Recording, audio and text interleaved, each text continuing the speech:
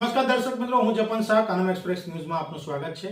જોઈએ આજના મુખ્ય અને મહત્વના સમાચાર। વડોદરા જિલ્લાના શિનોર તાલુકાના માલસર ગામ સ્થિત પૂજ્ય શ્રી ડોંગરેજી મહારાજની તપોભૂમિ માંગલ્ય ધામ ખાતે શ્રી સચ્ચિદાનંદ સેવા ટ્રસ્ટ આશ્રમ દ્વારા વિદ્યાર્થીઓ માટે શૈક્ષણિક સામગ્રી વિતરણ કાર્યક્રમ યોજાયો હતો।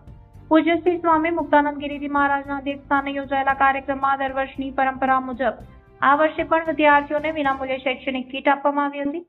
પૂજ્ય શ્રી ડોંગરેજી મહારાજની પવિત્ર તપોભૂમિ માંગલ્ય ધામ માલસર ખાતે શ્રી સચ્ચિદાનંદ સેવા ટ્રસ્ટ ગૌતમ આશ્રમ દ્વારા સેવાકીય પ્રવૃત્તિ અંતર્ગતના માલસર પ્રાથમિક શાળાના 1 થી 8 ધોરણના આશરે 450 વિદ્યાર્થીઓને notebook, pen, pencil, rubber, school bag સહિતની જરૂરી શૈક્ષણિક સામગ્રીનું નિઃશુલ્ક વિતરણ કરવામાં આવ્યું હતું। પૂજ્ય શ્રી સ્વામી મુક્તાનંદ ગિરિજી મહારાજના અધ્યક્ષસ્થાને યોજાયેલા કાર્યક્રમમાં ટ્રસ્ટના સેવાકીય કાર્યોને બિરદાવવામાં આવ્યા હતા।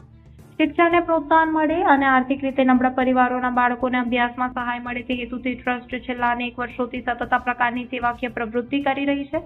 છેલ્લા 16 વર્ષથી ટ્રસ્ટના શિક્ષા ધ્યાન યજ્ઞ અભિયાન હેઠળ આર્થિક રીતે ગરીબ પરિવારોના બાળકોને નિઃશુલ્ક શૈક્ષણિક સામગ્રીનું તહેવાર છે વિતરણ કરવામાં આવ્યું હતું। હાલ વડોદરા, રાજપીપળા, નર્મદા તથા ભરૂચ જિલ્લાના 29 ગામોની શાળાઓમાં તથા લગભગ 300 બાળકોને આ સેવાનો લાભ આપવામાં આવશે। કાર્યક્રમમાં શાળાના શિક્ષકો, ટ્રસ્ટના હોદ્દેદારો, સેવકો, વાલીઓ તેમજ ગામના આગેવાનો ઉપસ્થિત રહ્યા હતા। વિદ્યાર્થીઓએ આનંદપૂર્વક શૈક્ષણિક કીટ સ્વીકાર કરી હતી અને વાલીઓને ટ્રસ્ટના આ સેવાકીય કાર્યને આવકારી આભાર વ્યક્ત કર્યો હતો। સાંભળો હરિભાઈ પટેલે શું કહ્યું। રિપોર્ટર રાહુલ પ્રજાપતિ, શિનોર સાંકલી।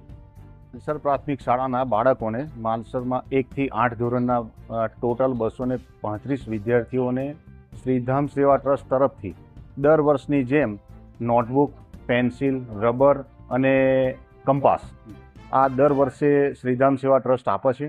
તે રીતે આ વર્ષે પણ એ લોકોએ દરેક બાળકોને અહીં શ્રીધામ આશ્રમમાં બોલાયા અને બધા બાળકોને આપ્યા છે।